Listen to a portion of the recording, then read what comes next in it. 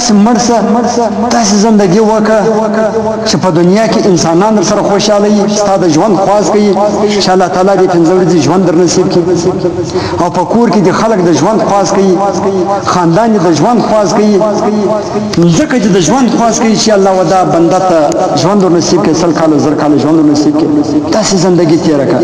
داسې ژوند مه تېروه چې خلک ستا د مرګ په تمنا یو خلکو ستا و مرګ زړه کتلی چې یا الله دغه پلانکی به کله مردار شي کله به د دنیا څخه ولاړ شي دا تر زندګي به انسان څه کوي د خدای بندگان او هغه ځای چې کوم ځای باندې ته ګرځې هغه ځایان د تاسو په ازادي چې خدای پاک ما دغه خلاص کړم ځکه ودا خلاص کوي چې خدای ما د نجس انسان خلاص کړي ما د مردار خور خلاص کړي ما د زناکار او د بیلماز او د بجمت څخه خلاص کړي هغه ځکه دا خلاص کړي نبی علیه الصلاۃ والسلام فرمایي چې د زندګي او مرګ د انسان لپاره دوه قسم راځي یا به مستریح یا به مستراح منه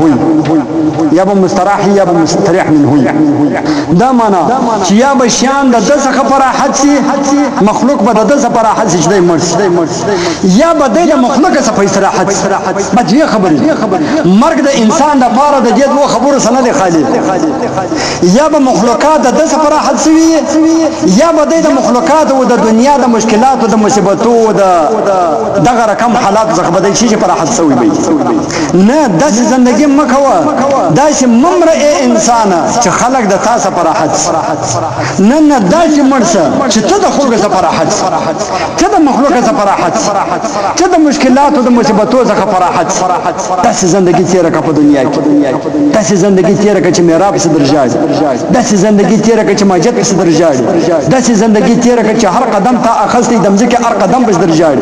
داسې زندگی تیره کا چې د هر انسان سره ملاو شوی چې هغه دوباره ستاسو ملاقات تمنا ولري چې کله به د ځوان سره بیا ملاو سم کله به د چې سره بیا ملاو سم داسې زندگی تیره کا داسې زندگی تیره کا چې کور دې په دغه دعای هر وخت خاندان دې په دې دعای چې یا الله زموږ دې پلان کې حاجی صاحب ته یا الله زموږ دې پلان کې مولوی صاحب ته یا الله زموږ دې پلان کې ځوان ته یا الله زموږ دې پلان کې سړی ته یا الله زموږ دې پلان کې ښځه ته خدای پاک زر کاله زندگی ور نصیب کړي خدای پاک زموږ د مخه مباسي داسې زندگی تیره کا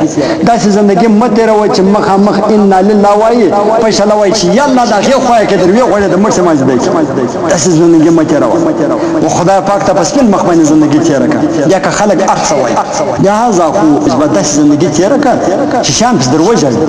تر کوم دروغ لاندې ته درېږه هغه درته په دروازه شاخلې په دروازه پر کوم مزګ درېږه هغه مزګ په دروازه پر کوم مزګ چې قدم یې هغه مزګ په دروازه چې الله د خپل کې څو خدای د خپل کې چې صاحب یا الله جنت الفردوس نصیب کړي ور په دې مزګ چې هر قدم تایې شي دي دا هر د قدم زکه په پتا باندې گواہی تیرې پروزه قیامت باندې دا داسې نه دي چې خالد ته په دې ځګ کې سره خبر اخلاص دا ټول ځګیان سل کاله کې 200 کاله ژوندۍ کړي د پر کم ځګ چې خالد تا قدم یې او پروزه قیامت په الله تعالی غلط شي اذا زلزلت الارض زلزالها واخرجت الارض اثقالها وقال الانسان ما لها يومئذ تحدث اخبارها بان ربك اوحى لها يومئذ يصدر الناس اشتاتا ليروا اعمالهم فمن يعمل مثقال ذره خيرا يره ومن يعمل مثقال ذره شرا يره ټول بیا په دغه آیاتو کې دا بیان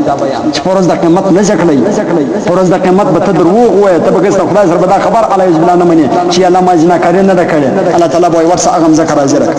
چې جنا کړی پر کړی هغه ذکر به حاضر کې هغه یا الله دغه ظالم پر ما باندې جنا کړی وکړه د چا سره وکړه د پلانکی انجینر سره وکړه پر هغه انجینر پر هغه شته باندې الله تعالی دغه ذکر به الله چې کوي الله به پر گواه کوي